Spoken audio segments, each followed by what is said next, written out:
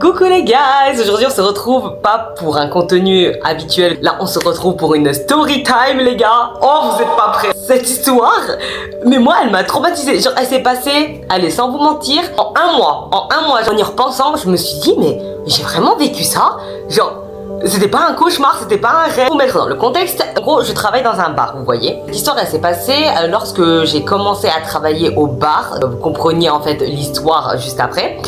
On va dire que le propriétaire du bar il s'appelle Nicolas. Et Nicolas en fait connaissait justement deux mecs. Donc on va appeler un Joseph et l'autre Eric. Ces deux-là, en fait, Joseph et Eric, ils se connaissaient déjà avant que l'un et l'autre connaissent Nicolas. Voilà. Joseph a commencé à déjà fréquenter Nicolas. Ils ont commencé à se lier d'amitié, ils ont commencé à travailler ensemble, tatata. Déjà, une amitié s'est créée. Et puis après, Eric s'est greffé à l'amitié avec Joseph et Nicolas. Mais sauf que j'avais l'impression que quand même, il y avait une certaine...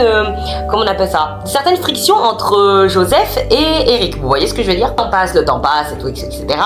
J'arrive dans l'histoire, je commence à connaître Nicolas, on commence à se fréquenter et tout, etc. On commence à devenir proches. Connaissant Nicolas, j'ai fait la connaissance de Eric et Joseph et on s'est tout de suite très bien entendu. J'ai commencé à avoir le WhatsApp de Eric et des fois on s'échangeait des petits messages par-ci par-là, tout en amitié bien sûr. Très important pour la suite, voilà, notez que j'ai le WhatsApp de Eric et que ça va servir pour la suite. Nicolas rigolait souvent sur le fait que justement Eric ne trouvait pas de copine. Il nous présentait jamais personne et tout, etc.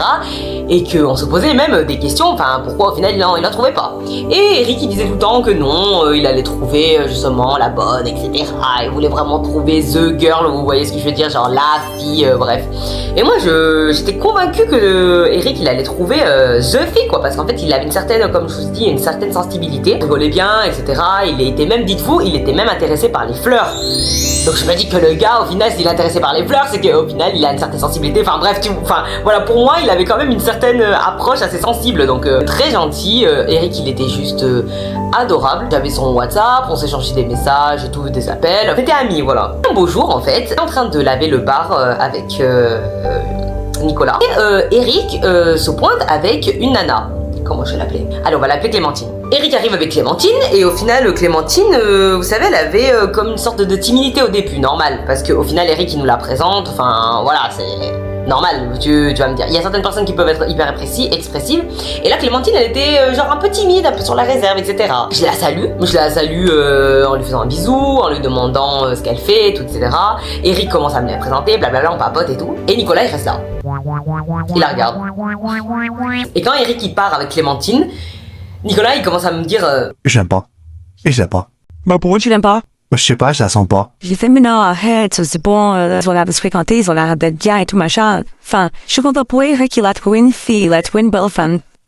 Si j'avais su les gars, jamais j'aurais apporté tellement de bonnes ondes, parce que je vous jure qu'après ce qui s'est passé, le temps passe, etc. Et on voit que Clémentine est un peu bizarre, vous voyez ce que je veux dire, genre elle commence à taper des scènes de jalousie à Eric, à être un peu présente, genre devant le bar, vous voyez, à le surveiller, il allait souvent au bar. Et vous savez, Clémentine, elle venait aussi pour le surveiller, vous voyez ce que je veux dire. Par contre, elle venait le surveiller d'une façon assez bizarre. Avec sa voiture, et elle se mettait à côté du bar, et elle laissait la voiture tourner, donc elle laissait le moteur tourner vraiment, et elle restait là, à consommer des verres à emporter. Et j'étais en mode, mais quoi? Mais elle peut pas venir rentrer dans le bar à consommer normalement? Non, elle restait genre à l'extérieur, à faire sa petite soirée dans la voiture, et c'est qu'elle voulait surveiller Eric, vous voyez ce que je veux dire. J'étais au bar et je me disais mais elle est trop bizarre, genre pourquoi elle vient pas profiter dans le bar et tout, sachant que je sais pas, le bar il y a une bonne ambiance et tout, etc. Pourquoi tu viens pas danser comme tout le monde, pourquoi tu veux faire la sauvage, tu vois. À un moment donné, Eric il était pas là au bar, mais elle était là. Du coup je me suis dit mais c'est bizarre et tout, machin, pourquoi elle est là. Et moi, vu qu'au final j'avais fait les présentations, je m'étais présenté et tout, etc. Je me suis dit vas-y, je vais aller la voir. Je prends mes petites jambes et je vais aller la voir. Je me dirige vers la voiture et je lui fais oui Clémentine, tout ça va et tout. Non, ça va pas, je me sens mal, je sais pas quoi. Eric, au final, il passe tout son temps au bar, nanani, nanana. Ouais, de toute façon, c'est la faute de Nicolas. Et moi, j'étais en mode, mais comment ça, c'est la faute de Nicolas? Mais qu'est-ce que tu racontes? Mais qu'est-ce que tu baragouilles? Vraiment Vraiment, à ce moment-là, j'étais en mode, mais qu'est-ce que c'est que cette histoire? Comment ça? C'est la faute de Nicolas. Donc je commence à faire la gentille, à vouloir faire, pas la psy de quartier, mais vous voyez, j'essaie de comprendre les choses, etc. Et je fais, mais comment ça, Nicolas, c'est quoi son problème? Qu'est-ce qu'il a foutu? Mais c'est que Nicolas, au final, il parle sur mon cul, il parle mal de nous, il parle de ma relation avec Eric, je sais pas quoi, de quoi il se mêle et tout, nanana. Et vous voyez, elle commence à avoir une vibe un peu agressive, vous voyez ce que je veux dire? Sa voiture, elle était toujours en marche, elle avait son verre emporté, donc elle était comme ça, vous voyez, accoudée au toit de sa voiture, avec son verre à la main et avec sa clope dans l'autre. En mode, ouais, mais machin, au final, tout le monde se mêle de mes histoires, tout le monde me traite de pute, tout machin, je sais pas quoi. Et vraiment, elle commençait à partir dans des délires un peu chelous, vous voyez? Et après, à ce moment-là, j'étais en mode... Moi, j'étais là, à côté, j'étais en train de l'écouter, ok. Et là, elle commence à partir dans des délires, les gars.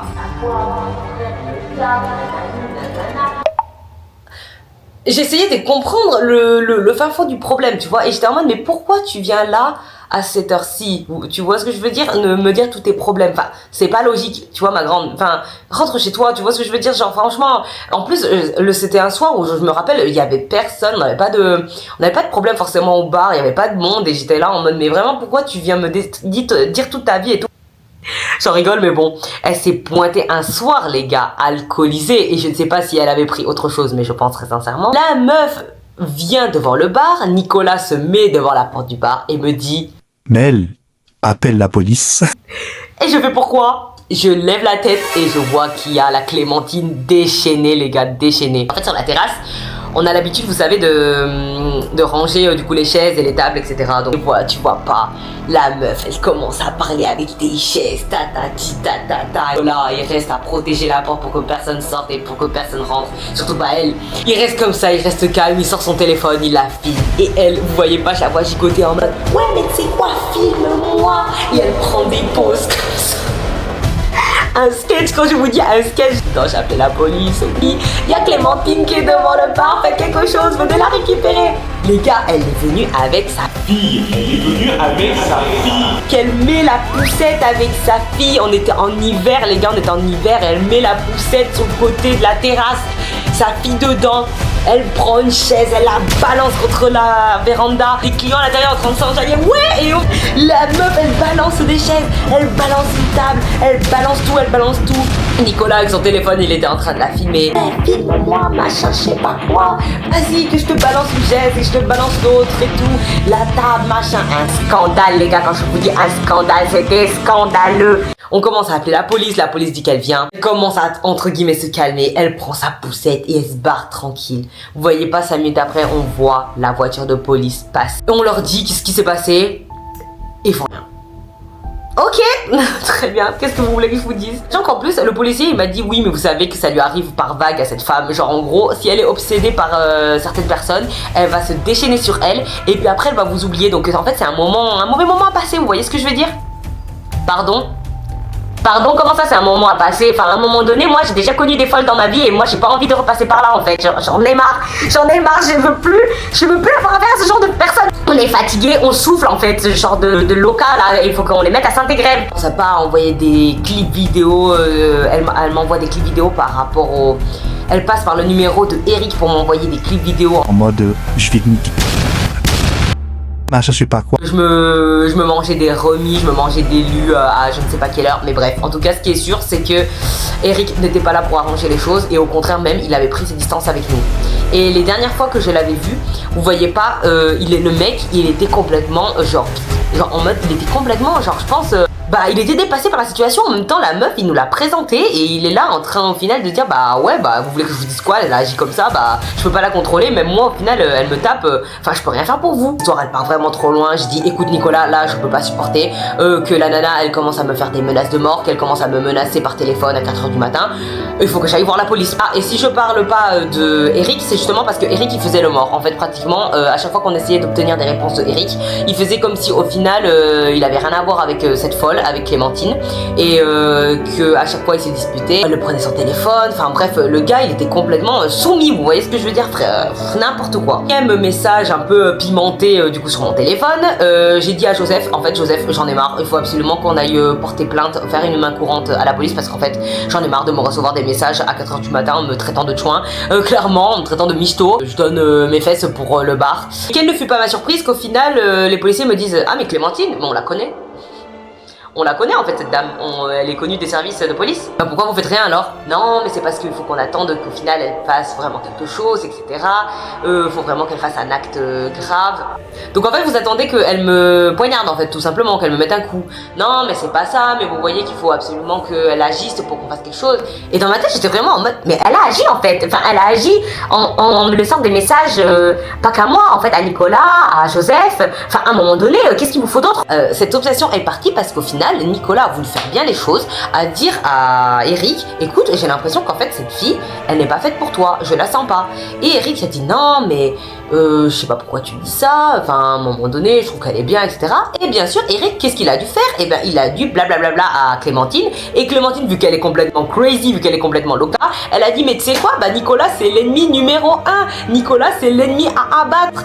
Et c'est devenu concrètement son obsession. Et en fait toutes les personnes qui sont autour de Nicolas, donc moi, Joseph et Eric, et ben en gros au final, bah Eric un peu moins parce qu'au final elle fréquentait Eric, mais Joseph, moi et Nicolas, on était devenus ses ennemis numéro 1, alors que moi j'avais même pas ouvert ma bouche, j'avais rien dit sur leur relation, et même je l'avais accueilli. Enfin je me suis dit, madame, enfin c'est pas possible, genre je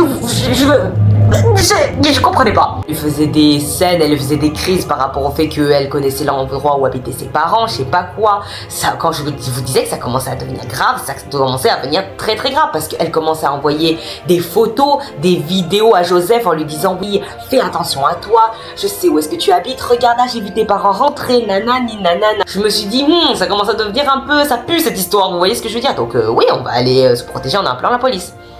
Bref, le temps passe, au final, elle vient un peu moins justement au bar, elle commence à disparaître petit à petit, jusqu'au final où Eric se pointe du coup pour parler à Nicolas, et clairement il lui dit en fait c'est mort, enfin on va devoir plus parler, tout, etc. Vous voyez, parce qu'il savait très bien qu'en fait Clémentine prenait le téléphone d'Eric et se faisait passer pour lui. Et Nicolas rentrait dans son jeu en disant mais en fait Eric, pourquoi tu me dis ce genre de choses, tu vas bien, etc. Enfin bref, il faisait comme s'il n'avait pas compris, alors qu'au final on savait très bien que c'était Clémentine derrière derrière les barreaux. J'ai fini par bloquer Eric parce que concrètement j'en avais marre. À un moment donné, Nicolas a eu un petit rendez-vous, vous savez, avec Eric pour voir où est-ce que qu'est-ce qui se passe, tu vois ce que je veux dire, genre mais what the fuck, enfin qu'est-ce qui t'arrive plus, enfin honnêtement on ne le reconnaissait plus. Et dites-vous que nous on connaissait Eric déjà depuis 8 ans. Elle était venue au bar, il y avait des clients même qui voulaient essayer de la calmer, mais dites-vous à tel point la folie était grande qu'il y a des clients qui voulaient la calmer.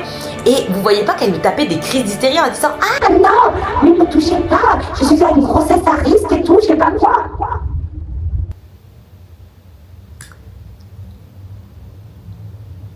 J'étais dépassée, je me suis dit, Eric, dans quelle situation tu t'es mise? J'ai dit, c'était un ami de longue date, enfin on s'apprécie beaucoup avec Eric, j'étais là en train de me dire, mais pourquoi en fait? Mais pourquoi tu as laissé cette nana tout gâcher entre nous, tout gâcher notre amitié? Et j'étais là vraiment à me dire, mais tu es bête mon garçon, mais tu es vraiment très bête. Eric a coupé contact avec nous. Aux dernières nouvelles, il y a certaines personnes qui le croisent justement avec Clémentine.